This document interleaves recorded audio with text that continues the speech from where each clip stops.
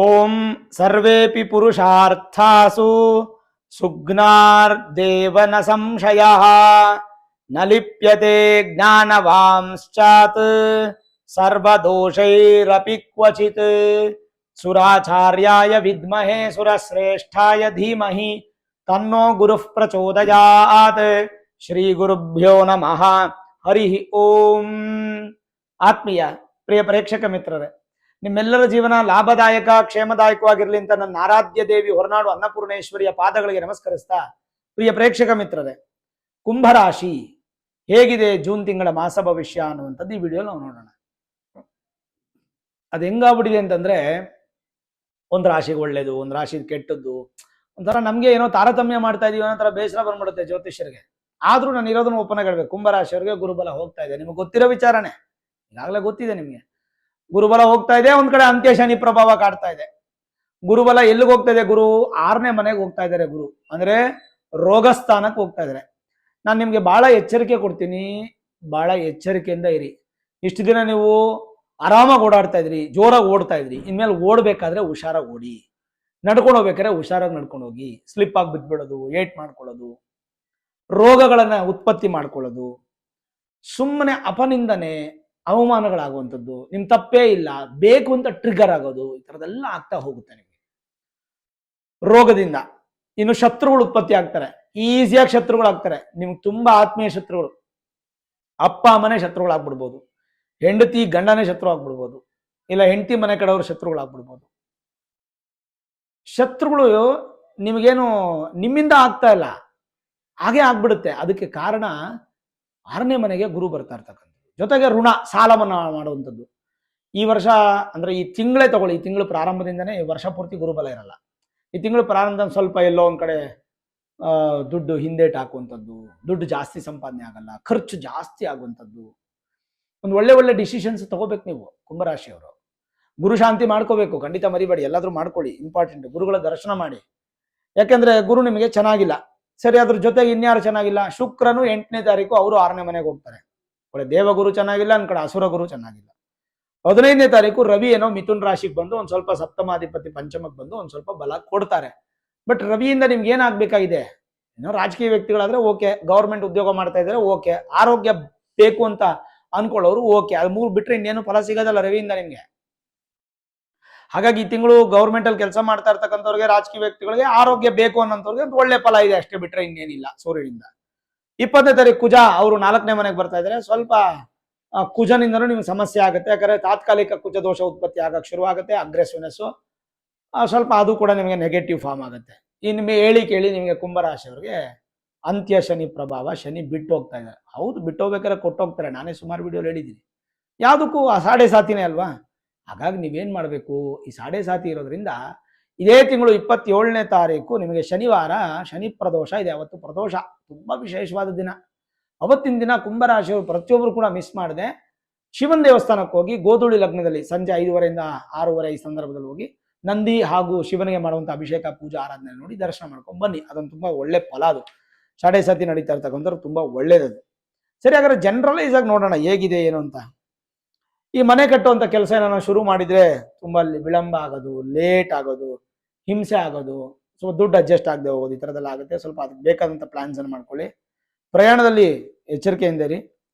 ಯಾರಾದರೂ ಏನಾದರೂ ಹೇಳಿ ಪ್ರತ್ಯಕ್ಷವಾಗಿ ಕಂಡ್ರು ಪ್ರಮಾಣಿಸಿ ನೋಡು ಅನ್ನುವಂಥದ್ದನ್ನ ತಲೆಗೆ ಹಾಕೊಳ್ಳಿ.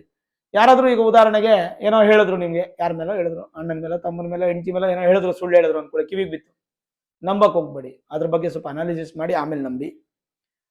ದಿಢೀರಂತ ಡಿಸಿಷನ್ಸ್ ತಗೊಂಬಿಡಿ. ಉನ್ನತ ವ್ಯಾಸಂಗ ಮಾಡೋಂಥವ್ರಿಗೆ ಮಾತ್ರ ಉತ್ತಮ ಫಲ ಇದೆ. ಸ್ಥಾನ ಪಲಟ ಆಗುವಂತ ಸಾಧ್ಯತೆ. ವೃತ್ತಿಯಲ್ಲಿ ಸ್ವಲ್ಪ ಹುಷಾರಾಗಿರಿ. ಉದ್ಯೋಗದಲ್ಲಿ ಸ್ವಲ್ಪ ಸಮಸ್ಯೆ. ಈಗಾಗಲೇ ಉದ್ಯೋಗ ಎಷ್ಟೋ ಜನ ಕಳ್ಕೊಂಡ್ಬಿಟ್ಟಿದ್ರೆ ಕುಂಭರಾಶಿಯವರು. ಸ್ವಲ್ಪ ಉದ್ಯೋಗ ಸಿಗೋವರೆಗೂ ಸ್ವಲ್ಪ ಹೆಚ್ಚು ಶ್ರಮ ಪಡಿ, ಸಿಕ್ಕದ್ಮೇಲೆ ಸ್ವಲ್ಪ ಅನುಕೂಲ ಆಗುತ್ತೆ.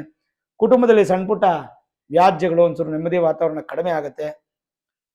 ಈ ಆರ್ಟಿಸ್ಟ್ ಇದ್ರಲ್ಲ, ಈ ಸಂಗೀತ ಆರ್ಟಿಸ್ಟ್ಗಳು, ಈ ಥರದವ್ರಿಗೆಲ್ಲ ಒಂದು ಸ್ವಲ್ಪ ಹಿನ್ನಡೆ ಆಗುವಂತ ಸಾಧ್ಯತೆಗಳು. ಆಧ್ಯಾತ್ಮ ಜ್ಞಾನ ಮಾತ್ರ ವೃದ್ಧಿ ಆಗುತ್ತೆ. ಪುಣ್ಯಕ್ಷೇತ್ರಗಳ ದರ್ಶನ ಅಂತೂ ತುಂಬಾ ಚೆನ್ನಾಗಿ ಮಾಡ್ತೀರಾ. ಫೈನಾನ್ಸ್, ಹಣದ ವಿಚಾರದಲ್ಲಿ ಮಾತ್ರ ಬಹಳ ಎಚ್ಚರಿಕೆಯಿಂದ ಇರಬೇಕು. ನಷ್ಟ ಆಗುವಂತ ಸಾಧ್ಯತೆ, ಸಾಲಬಾಧ ಇದೆಲ್ಲ ಆಗುವಂಥದ್ದು. ತಿಂಗಳ ಅಂತ್ಯಕ್ಕೆ ನಿಮಗೆ ಸ್ವಲ್ಪ ದುಡ್ಡಿಗೆ ಕಷ್ಟ ಆಗ್ಬಿಡುವಂತ ಸಾಧ್ಯತೆ, ಹುಷಾರಾಗಿರ್ಬೇಕು. ನೂತನ ವ್ಯಾಪಾರ ಮಾಡ್ಬೇಕಾದ್ರೆ ಸ್ವಲ್ಪ ಯೋಚನೆ ಮಾಡಿ ನಿಮ್ಮ ಮೂಲ ಜಾತಕವನ್ನು ಒಮ್ಮೆ ನುರಿತ ಜ್ಯೋತಿಷ್ಯರಿಗೆ ತೋರಿಸ್ಕೊಂಡು Vedic astrology, higher astrology predictions ಮಾಡಿಸಿ, ನನಗೆ ಗೋಚಾರದಲ್ಲಿ ಚೆನ್ನಾಗಿಲ್ಲ, ಗುರುಬಲ ಬೇರೆ ಹೋಯ್ತು, ಜಾತಕ ಆದ್ರೂ ಚೆನ್ನಾಗಿದೆ ಅಂತ ತೋರಿಸ್ಕೊಂಡು ಅದಕ್ಕೇನಾದ್ರೂ ಚೆನ್ನಾಗಿತ್ತಂದ್ರೆ ಎಂಜಾಯ್ ಮಾಡಿ, ಇಲ್ಲಾಂದ್ರೆ ಪರಿಹಾರ ಮಾಡಿಕೊಂಡು ಆದ್ರೂ ಪಾಸಿಟಿವ್ ಮಾಡ್ಕೊಳ್ಳಿ. ಹೊಸ ಕೆಲಸದಲ್ಲಿ ಒಂದು ಸ್ವಲ್ಪ ಅನುಕೂಲ ಆಗುತ್ತೆ, ಪ್ರಯತ್ನ ಜಾಸ್ತಿ ಪಡಬೇಕು. ಸ್ವಲ್ಪ ಮನಸ್ಸಿಗೆ ಸಂತೋಷ ಪಡುವಂತಹ ಉದ್ಯೋಗ ಸಿಗುತ್ತೆ. ಮುಂದಿನ ಜೀವನದ ಸ್ವಲ್ಪ ನಿರ್ಧಾರಗಳು ತಗೊಳ್ಳಿ. ಫಿನಾನ್ಷಿಯಲ್ ಅಕ್ಯುಮುಲೇಷನ್ ಯಾಕೆ ಮಾಡ್ಕೋಬೇಕಂದ್ರೆ ನೋಡಿ, ಈಗಲೇ ಕಷ್ಟಕಾಲ ಬಂದಾಗ ಉಪಯೋಗ ಆಗಬೇಕು.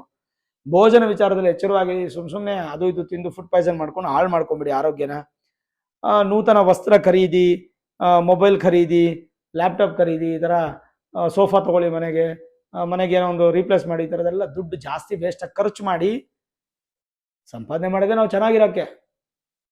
ನಿಮ್ಮ ಡೈಲಿ ನೀಡ್ಸ್ಗೆ, ಮಾತ್ರೆಗೆ ಅಥವಾ ಅಕ್ಕಿಗೆ ತೊಂದರೆ ಆಗೋ ರೀತಿಯಾಗಿ ಆಗೋದು ಬೇಡ ಅನ್ನೋದು ನನ್ನ ಉದ್ದೇಶ ಅಷ್ಟೇ.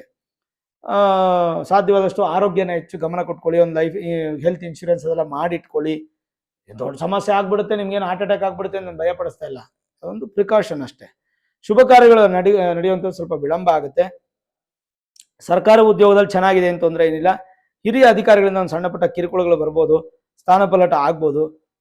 ಉದ್ಯೋಗದಲ್ಲಿ ಪ್ರೈವೇಟ್ ಉದ್ಯೋಗಕ್ಕೆ ನಿರೀಕ್ಷೆ ಮಾಡ್ಬೇಕು. ನೀವು ಬೆಲೆ ಬಾಳುವ ವಸ್ತುಗಳ ಕಡೆ ಗಮನ ಕೊಡಿ.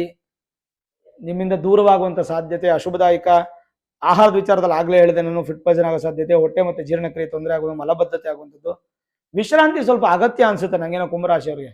ಏನು 365 ದಿನಗಳು ಕಷ್ಟಪಡ್ತಾನೆ ಇರಬೇಕಾ, ಕೆಲಸ ಮಾಡ್ತಾನೆ ಇರಬೇಕಾ, ಒಂದು ಸ್ವಲ್ಪ ವಿಶ್ರಾಂತಿಗಳನ್ನ ತಗೋಬೇಕು. ಅವಾಗ ಒಂದು ಸ್ವಲ್ಪ ಮೈಂಡ್ಗೆ ವಿಶ್ರಾಂತಿ ಕೊಡಿ. ಒಂದು ಪೀಸ್ಫುಲ್ ಪ್ಲೇಸ್ಗೆ ಹೋಗಿ ಬನ್ನಿ, ಗ್ರೀನರಿ ಇರುವಂಥ ಜಾಗ. ದೇಹಕ್ಕೆ ಸ್ವಲ್ಪ ಆರಾಮ್ ಮಾಡಿ, ವಿರಾಮ ಕೊಡಿ. ಒಂದು ಆಯಿಲ್ ಮಸಾಜ್ ಈ ಥರದೆಲ್ಲ ಮಾಡಿಸ್ಕೊಂಡು ಸ್ವಲ್ಪ ದೇಹನ ಪುಷ್ಟಿಯಾಗಿಟ್ಕೊಳ್ಳಿ.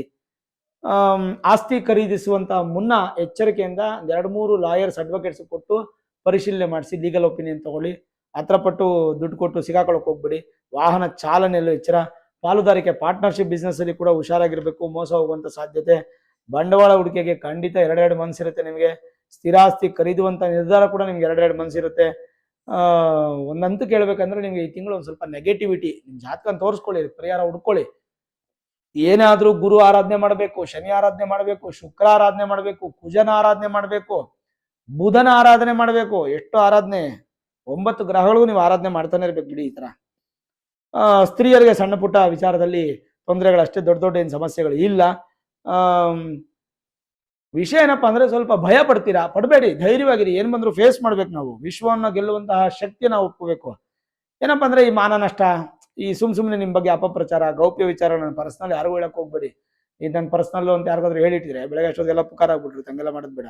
ಆರೋಗ್ಯ ನೀವು ನೆಗ್ಲಿಜೆನ್ಸಿ ಮಾಡಬಾರ್ದು. ನೆಗ್ಲಿಜೆನ್ಸಿ ಮಾಡಿದ್ರೆ ಶಸ್ತ್ರಚಿಕಿತ್ಸೆವರೆಗೂ ಹೋಗೋ ಸಾಧ್ಯತೆ ಇರುತ್ತೆ. ಕುಟುಂಬದ ಜೊತೆಗೆ ಸ್ವಲ್ಪ ಕಾಲ ಕಳೀರಿ. ಹೆಂಡತಿ ಮಕ್ಕಳು ಅದೆಲ್ಲ ಸ್ವಲ್ಪ ಕಾಲ ಕಳೀರಿ. ಸಹೋದರರ ಜೊತೆ ಶತ್ರುತ್ವ ಮಾಡ್ಕೊಳಕ್ ಹೋಗ್ಬೇಡಿ. ಸ್ನೇಹಿತರನ್ನ ಶತ್ರುತ್ವ ಮಾಡ್ಕೊಳಕ್ ಹೋಗ್ಬೇಡಿ. ಜೀವನದ ಮುಂದಿನ ದಿನಗಳ ಬಗ್ಗೆ ಒಂದು ಸ್ವಲ್ಪ ನಿರ್ಧಾರಗಳನ್ನ ಚೆನ್ನಾಗಿ ತಗೊಳ್ಳಿ, ಅದು ತುಂಬಾ ಇಂಪಾರ್ಟೆಂಟು. ಯಾವುದೇ ಕಾರಣಕ್ಕೂ ಆ ಥರದ ನಿರ್ಧಾರಗಳು ಏನು ತಗೊಳಕ್ ಹೋಗ್ಬೇಡಿ. ನಾನು ಹೇಳ್ದಂಗೆ ನೀವು ಗುರುಗಳ ದರ್ಶನ ಮಾಡೋದು ತುಂಬಾ ಇಂಪಾರ್ಟೆಂಟ್. ಕುಂಭರಾಶಿಯವ್ರಿಗೆ ಶನಿ ಪ್ರದೋಷ ದಿನ ಶನಿಯ ದರ್ಶನ ಮಾಡಿ, ಅಲ್ಲಿಂದ ಶಿವನ ದರ್ಶನ ಮತ್ತೆ ನಂದಿ ದರ್ಶನ ಮಾಡಿ. ಸಾಧ್ಯವಾದಷ್ಟು ಎಲ್ಲಾದ್ರೂ ದೇವಸ್ಥಾನದಲ್ಲಿ ಯಾವ್ದು ಇದು ಹೋಮಗಳು ಮಾಡ್ತಾ ಇರ್ತಾರೆ, ಹೋಗಿ ನೀವು ಅಲ್ಲಿ ದುಡ್ಡು ಕೊಡ್ಲಿಲ್ಲ ಅಂದ್ರೆ ಪಾರ್ಟಿಸಿಪೇಟ್ ಮಾಡಿ, ದರ್ಶನ ಮಾಡಿ. ಗುರುಶಾಂತಿ ಹೋಮನ ಈಗ 2ನೇ ತಾರೀಕು ಎಲ್ಲ ಕಡೆ ಮಾಡ್ತಿರ್ತಾರೆ. ಕಂಪಲ್ಸರಿ ಕುಂಭರಾಶಿಯವ್ರಿಗೆ ದರ್ಶನ ಮಾಡಿ, ತುಂಬಾ ಇಂಪಾರ್ಟೆಂಟ್. ನಿಮಗೆ ಭಗವಂತ ಒಳ್ಳೇದು ಮಾಡ್ತಾರೆ.